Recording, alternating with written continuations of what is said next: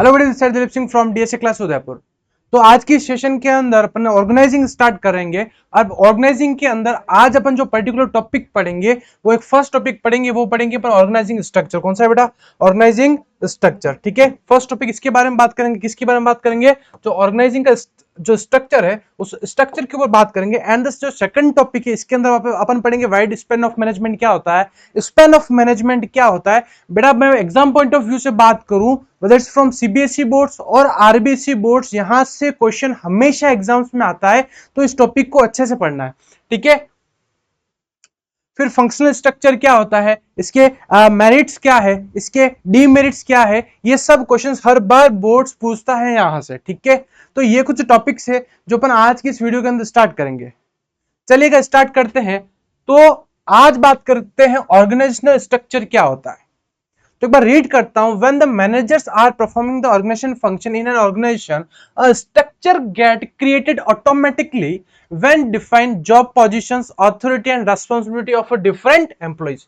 जो मेन चीज लिखी हुई है वो है कि ऑर्गेनाइजेशन के अंदर क्या जॉब पोजीशन क्या है, आपकी बेटा अथॉरिटी क्या है, आपकी रेस्पॉन्सिबिलिटी क्या है, कहां पर अलग अलग डिफरेंट डिफरेंट जो एम्प्लॉइज है आपकी ऑर्गेनाइजेशन के अंदर। यानी कि इन जनरल बात करूं तो ऑर्गेनाइजेशनल स्ट्रक्चर के अंदर हर चीज सिस्टमेटिक वे के अंदर आप लिखते हो, उसको बोला जाता है ऑर्गेनाइजिंग स्ट्रक्चर, जिसके अंदर आपकी रेस्पॉन्सिबिलिटी क्या है, आपकी अकाउंटेबिलिटी क्या है। जब इन सब की बात करते हो तब आप किसकी बात करोगे? ऑर्गेनाइजिंग स्ट्रक्चर, जिसके अंदर आप जॉब पोजीशंस की बात करते हो, आपकी अथॉरिटी की बात करते हो, आपकी रेस्पॉन्सिबिलिटी की बात करते हो, जितने भी एम्प्लॉइज हैं उस ऑर्गेनाइजेशन के अंदर, वो सब किसका पार्ट है? Organising structure. अब यहां से 2 मार्कर में क्वेश्चन आता है हमेशा, वो है स्पैन ऑफ मैनेजमेंट क्या होता है।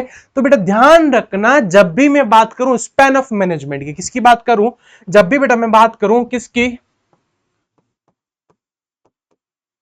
Span of management.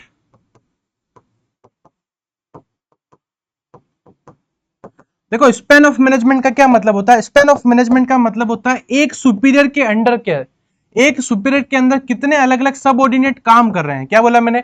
एक सुपीरियर के अंदर कितने डिफरेंट डिफरेंट एम्प्लॉइज काम कर रहे हैं। इस टर्म को क्या बोला गया है बेटा? इसको बोला गया है आपका स्पैन ऑफ मैनेजमेंट। क्या बोला गया है? स्पैन ऑफ मैनेजमेंट का मतलब होता है बेटा आपका एक सुपीरियर के अंडर में कितने सब ऑर्डिनेट डिफरेंट डिफरेंट लेवल्स पर अलग अलग डिपार्टमेंट्स के अंदर जब वर्क करते हैं बेटा, उसको बोला जाता है स्पैन ऑफ मैनेजमेंट। बेटा क्या कहा जाता है? तो उसको कहा जाता है स्पैन ऑफ मैनेजमेंट।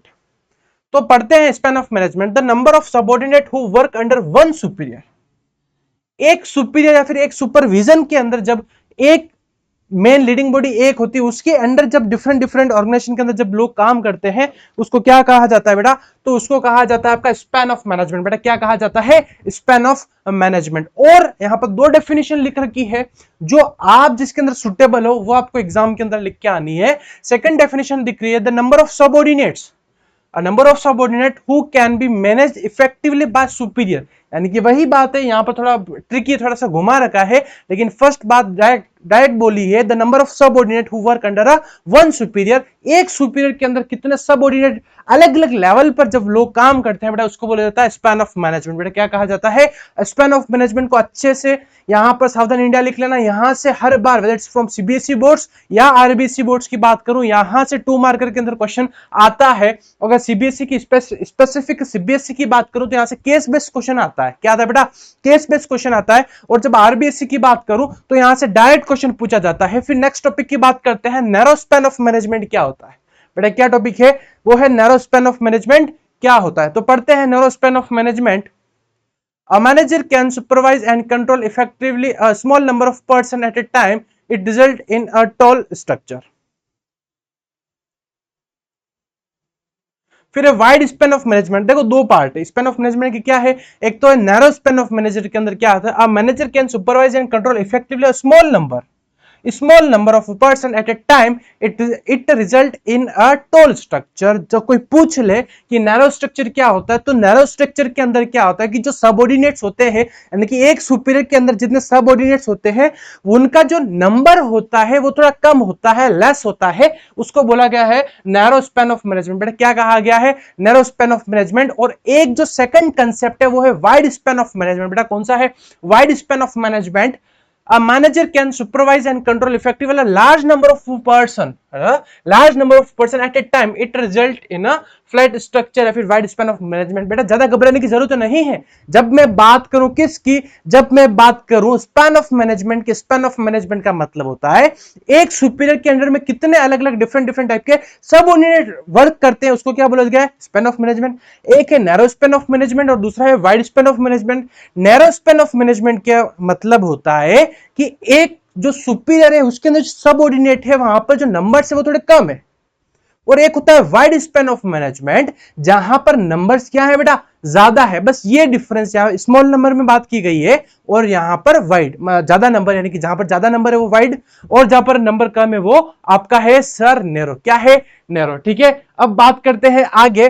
तो नेक्स्ट टॉपिक की बात करते हैं टाइप्स ऑफ ऑर्गेनाइजेशन स्ट्रक्चर. ये बहुत ज्यादा इंपॉर्टेंट टॉपिक है. अगर मैं आरबीएससी की बात करूं या फिर सीबीएसई की बात करूं, यहां से डायरेक्ट क्वेश्चन पूछा जाता है कि फंक्शनल स्ट्रक्चर क्या होता है और डिविजनल स्ट्रक्चर क्या होता है. देखो बात करूं मैं, जब फंक्शनल स्ट्रक्चर की बात करूं या फिर डिविजनल स्ट्रक्चर की बात करूं तो डिपार्टमेंटलाइजेशन में अपन ने 2 पॉइंट पढ़े थे कि डिपार्टमेंटलाइजेशन जब अपन करते हैं तो क्या होगा, एक तो फंक्शनल डिपार्टमेंटलाइजेशन और एक कौन सा होता है आपका, एक तो कौन सा होता है बेटा फंक्शनल और एक होता है डिविजनल.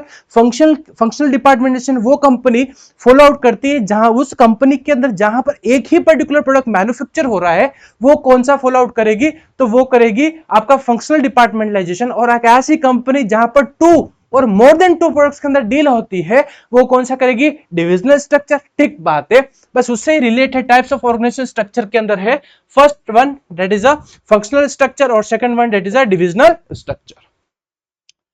अब फंक्शनल स्ट्रक्चर के बारे में बात करते हैं. When job related to the common function are grouped under one department this type is known as functional structure. ठीक है, जब सेम टाइप के जो लोग होते हैं उनको एक ही काम, एक ही ऑर्गेनाइजेशन के अंदर सेम टाइप के वर्क हो रहा है तो उसको एक डिपार्टमेंट के अंदर डालेंगे, उसको क्या कहा गया है, तो उसको कहा गया आपका फंक्शनल स्ट्रक्चर. और बेटा एक divisional structure. Under this structure job related to one product are grouped under a one department. I hope कि यहां तक आपको क्लियर हो गया होगा. ठीक है, अब नेक्स्ट बात करते हैं फंक्शनल स्ट्रक्चर के एडवांटेज की बात करते हैं.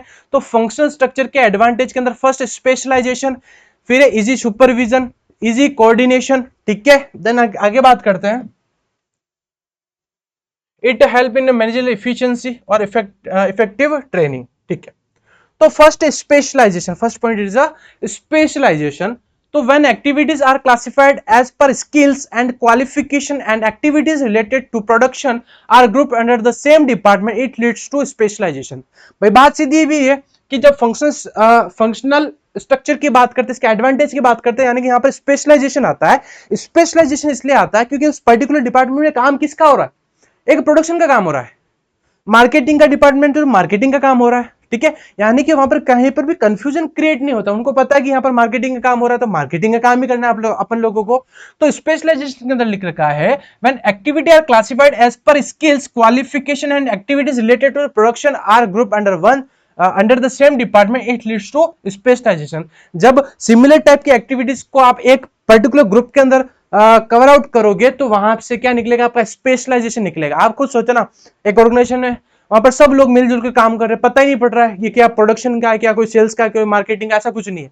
लेकिन वहीं पर प्रॉपर आपका प्रॉपर डिपार्टमेंट्स बने हुए हैं. अच्छा ये मार्केटिंग का, ये एचआर का, ये रॉ मटेरियल का, ये फाइनेंस का, तो इस टाइप से तो वहां पर स्पेशलाइजेशन आएगा. ठीक है, उन सबको पता रहेगा हमारा सुपीरियर कौन है और हमारा सबऑर्डिनेट कौन है.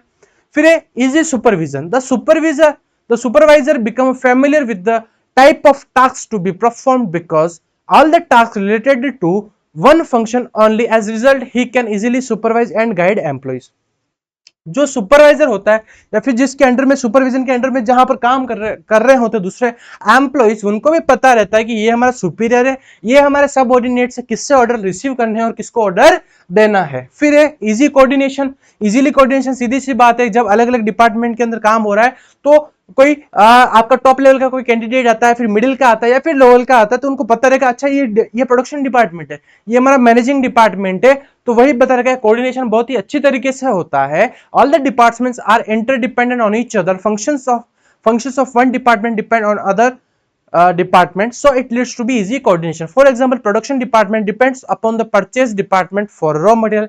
भाई सीधी सी बात है, एक डिपार्टमेंट दूसरे डिपार्टमेंट पर क्या रहता है बेटा, डिपेंडेंट रहता है। भाई प्रोडक्शन डिपार्टमेंट वर्क कब करेगा, तो सीधी सा कंसेप्ट है कि प्रोडक्शन डिपार्टमेंट काम जब करेगा जब कहीं ना कहीं रॉ मटेरियल आएगा, ठीक है। अब रॉ मटेरियल कब लाएगा, जब उसके पास फंड आएगा, जब पैसा आएगा। तो हर डिपार्टमेंट एक दूसरे से क्या रहता है बेटा, आपका इंटरलिंक होता है। फिर है it help in managerial efficiency. Managers of one department are performing the same type of functions again and again, which will make the specialized and improve their efficiency. आप किसी भी काम को बार बार करते हो, ठीक है। आपको आप डेली में क्यों बोलता हूं कि हर क्लास में बोलता हूं कि बार बार आप राइटिंग प्रैक्टिस अच्छी करो बिजनेस स्टडीज के अंदर, बिकॉज बार बार अगर आप लिखोगे, बार बार राइटिंग प्रैक्टिस की बात करोगे, तो एंड ऑफ द डे जब आपके एग्जाम्स टाइम आएगा तब आपको लिखने में आपको आपकी इफिशियंसी बढ़ेगी, आपकी इफेक्टिवनेस आएगी, आपको इंप्रूवमेंट, आपको खुद को इंप्रूवमेंट आएगा।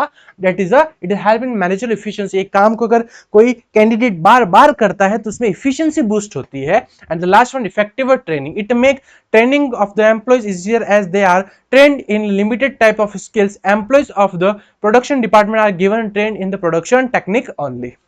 ठीक है।